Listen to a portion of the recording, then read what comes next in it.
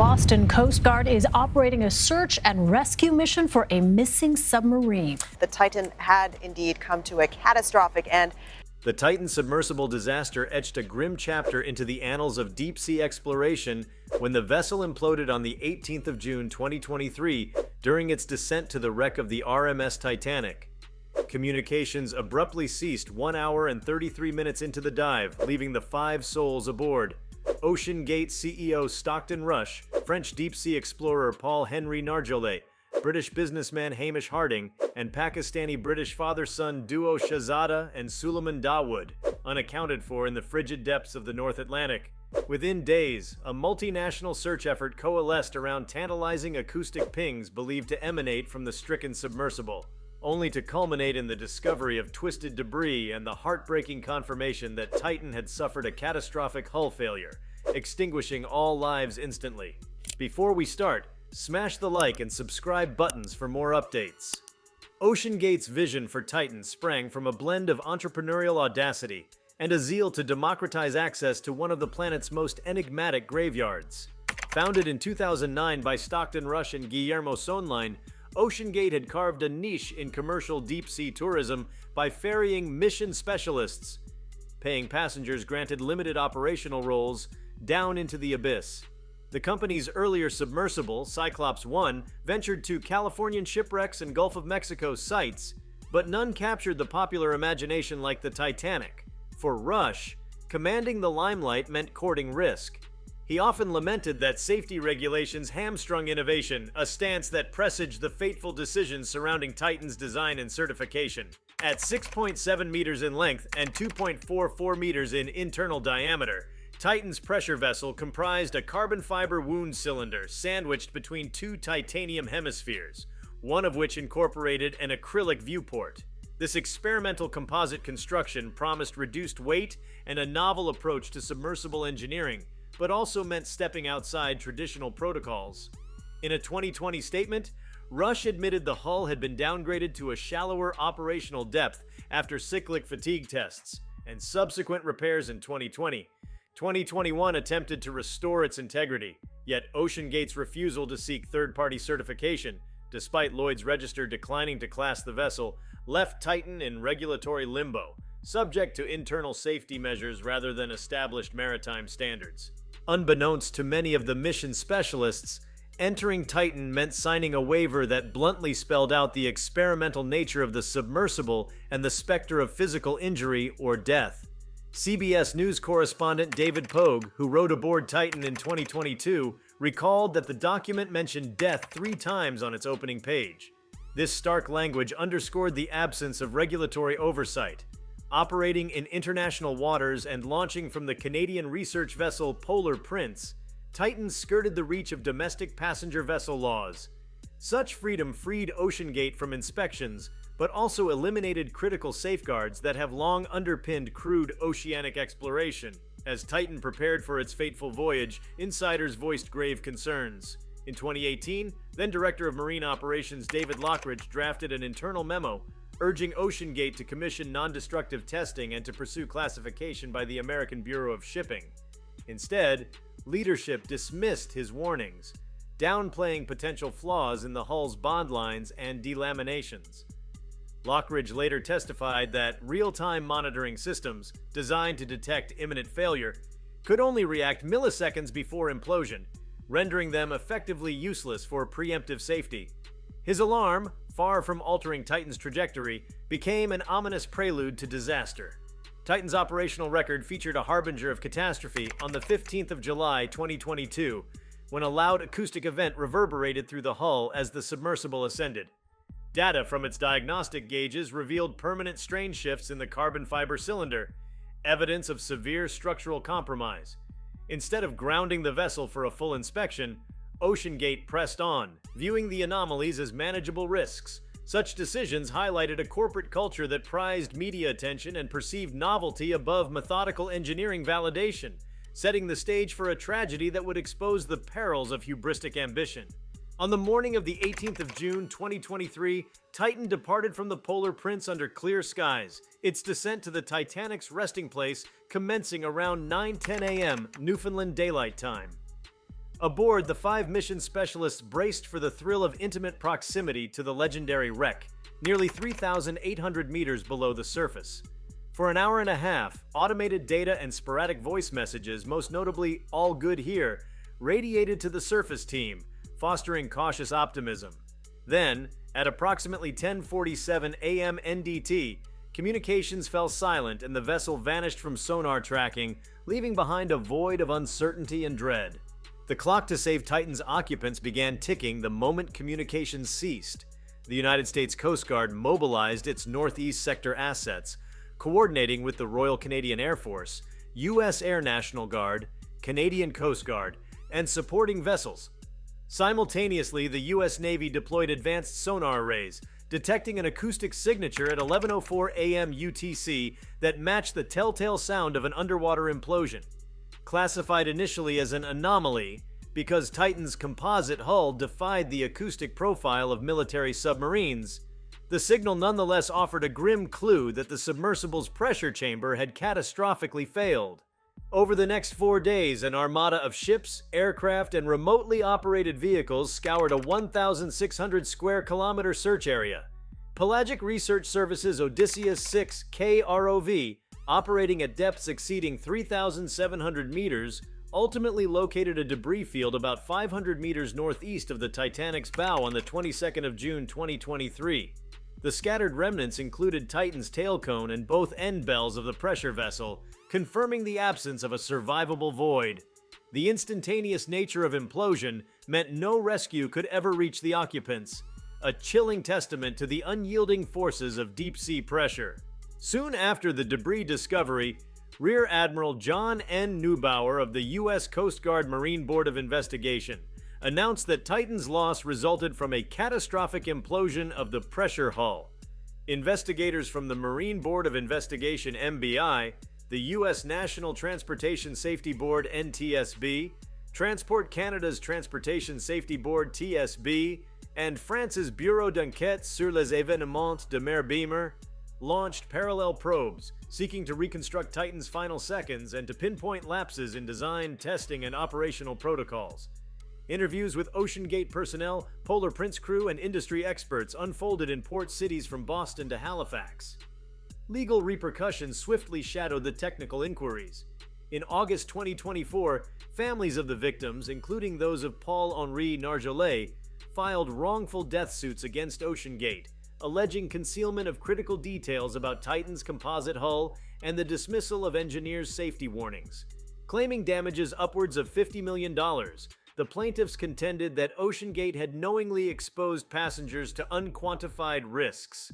As litigation progresses through state and federal courts, the debate over corporate accountability and the enforceability of liability waivers in high-risk expeditions remains fiercely contested.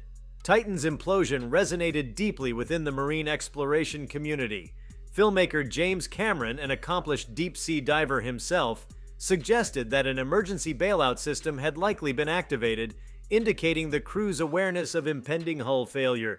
Bob Ballard, the archaeologist who discovered the Titanic wreck in 1985, lamented that the tragedy underscored the limitations of private ventures in ultra-deep expeditions. Both experts voiced a sobering truth: regardless of motive, commercial, scientific, or touristic, the ocean's depths demand the utmost rigor in engineering and maintenance, principles that Titan's creators had partially sidelined. In the wake of the disaster, cinematic and literary explorations of Titan's demise proliferated. A Netflix documentary, melding archived footage with expert testimony, traced the company's internal tensions, the captain's unorthodox decisions, and the crew's final moments. People magazine's recent exposé, drawing on former employees' accounts, depicted a culture of dismissed alarms and frayed trust between engineers and executives. Wired's in-depth analysis ripped into the layers of oversight that Titan circumvented, from aging carbon fiber batches purloined from discount suppliers to the escutcheon of non-destructive testing. Collectively, these narratives cast Titan as both technological marvel and harbinger of hubris. The ethical dimensions of deep-sea tourism came under renewed scrutiny as the anniversary of the implosion approached. Critics decried the juxtaposition of the Titanic as both sacred memorial and playground for thrill seekers. Shelley Binder, a great-granddaughter of Titanic survivors, lamented the commercialization of a site that claimed nearly 1,500 lives, branding it a mass cemetery to be approached with reverence rather than consumerist zeal. Simultaneously, rival expeditions by Triton submarines and other operators advertised more rigorous testing and certification standards, a tacit acknowledgement that safety must reclaim primacy over spectacle. Beyond the courtroom and the court of public opinion, maritime regulators grappled with how to adapt statutes to the burgeoning private submersible market. Proposals emerged to extend the U.S. Passenger Vessel Safety Act to cover non-commercial voyages in international waters, to mandate classification society approval for all crewed submersibles, and to require comprehensive hull inspections before each mission. While OceanGate no longer operates Titan expeditions, the ripples of its disaster continue to influence policy discussions, steering the industry toward more transparent risk management. For families of the deceased, no procedural overhaul can erase the void left by lost loved ones. Public memorials on the Welsh coast for the Dawoods, private gatherings in Paris for Narjolet, and tributes in California for Rush carried echoes of collective grief that transcended nationality. Each ceremony underscored a singular truth: the ocean, for all its mystery and allure, remains indifferent to human ambition. In choosing adventure, these 5 individuals embraced a frontier that brooked no compromises. News of Titan's implosion also prompted a reevaluation of self-regulation in high-stakes ventures. Companies such as Triton and U-Boat Works, which also operate submersibles for Titanic site excursions, touted their adherence to Bureau Veritas and American Bureau of Shipping Standards. Insurers began to demand third-party certifications before underwriting tourism divers, while academic partners pressed for unmanned reconnaissance before crewed dives. These measures, though incremental, signal an industry awakening to the hard lessons etched by Titan's demise. Technological innovation in deep-sea exploration, once championed as the key to unlocking the ocean's secrets, has tempered its boldest visions with newfound caution. Advances in ROV endurance, real-time hull monitoring, and autonomous navigation now integrate multiple fail-safes, reflecting a paradigm shift from pioneering bravado to procedural discipline. Researchers and tour operators alike recognize that each dive demands not only cutting-edge hardware, but also a culture that prioritizes human life above corporate milestones. Today, the sunken silhouette of Titan rests broken on the seabed near the Titanic, a potent symbol of both human ingenuity and its limits. Visitors aboard modern submersibles peer past the delicate blue of the viewport, where the ocean's crushing weight reminds them of nature's immutable laws. Memorial plaques and quiet moments of reflection at surface ship decks pay homage to those who perished, ensuring their sacrifice informs every future descent into the abyss. The ripples from Titan's loss extended far beyond the ocean's abyss, reaching into public treasuries that bore the unforeseen burden of a vast search operation. In the days following the submarine's disappearance, the U.S. Coast Guard marshaled cutters, aircraft, and sonar buoys, while the Royal Canadian Air Force contributed patrol planes and sonobuoys to the multinational effort. One defense budget analysis pegged U.S. Coast Guard expenditures at approximately $1.20 million, excluding subsequent debris recovery costs, while Canadian taxpayers shouldered at least CAD $3 million for a single maritime patrol aircraft and 341 sonobuoys. Beyond these figures, private vessels, ROV operators, and harbor authorities donated time and equipment at no charge, underscoring the global solidarity that emerged amid growing concern for those aboard Titan. Amid this fiscal reckoning, the insurance industry reeled at the prospect of underwriting crewed submersible expeditions. Before 2023, reinsurers and maritime insurers often treated deep-sea tourism as an esoteric niche. Reinsurers and maritime insurers often treated deep-sea tourism as an esoteric niche, with little historical precedent for catastrophic loss. In the disaster's aftermath, underwriters began demanding proof of third-party classification for hull integrity, mandating proof of non-destructive testing after every mission, and reinsurers reevaluated premium structures to reflect the true stakes of 7 miles beneath the surface. These shifts carry the potential to curtail insurance coverage for experimental vessels, raising operational costs for all commercial submersible operators, and perhaps discouraging underfunded startups from venturing into the deep. At the same time, Academic institutions and government research bodies recalibrated their partnerships with private exploration firms. Oceanography departments that had previously been enticed by the prospect of piggybacking on deep-sea tourist missions began demanding access to unmanned reconnaissance data and tighter controls on scientific payloads. The Woods Hole Oceanographic Institution and France's IFREMER, for instance, announced new guidelines stipulating that any joint mission involving crewed vehicles must first conduct a comprehensive ROV survey to validate site safety and assess structural conditions of intact wreckage and sediment layers. This emerging model embraces a two-stage approach, robotic verification followed by human presence, to limit exposure to unquantified risks. Investigative bodies on 3 continents have continued to pore over fragments of Titan's carbon fiber pressure vessel, aiming to trace the microscopic origin of the implosion. The U.S. Coast Guard's Marine Board of Investigation hearings now concluded unearthed internal emails revealing that Titan's bond lines exhibited delamination after repeated dives, a problem imperceptible without specialized inspection techniques. Witnesses testified that the fail-safe acoustic monitoring system might have detected incipient failure too late, mere milliseconds before hull collapse, highlighting the limitations of even advanced sensor suites in a catastrophic breach scenario. Next steps include materials forensics by the NTSB and TSB of Canada to determine whether manufacturing defects, repair methods, or design miscalculations precipitated the fatal implosion. Parallel legal proceedings have delved into complex questions of liability, waiver validity, and corporate responsibility.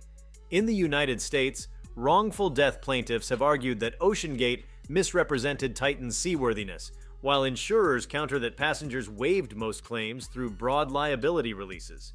In Canada, the Transportation Safety Board's investigators have forwarded their findings to federal prosecutors who must decide whether criminal negligence charges are warranted under the Canada Shipping Act. As of mid-2025, no criminal indictments have been unsealed, but families on both sides of the Atlantic brace for courtroom battles that may illuminate the civil aviation analogy, balancing innovation with the uncompromising imperative of passenger protection. The debris field lying on the seafloor has itself become a somber site of scientific inquiry. Marine biologists from Memorial University in Newfoundland recovered fragments encrusted with deep-sea organisms, cataloging species previously undocumented at 3,800 meters depth.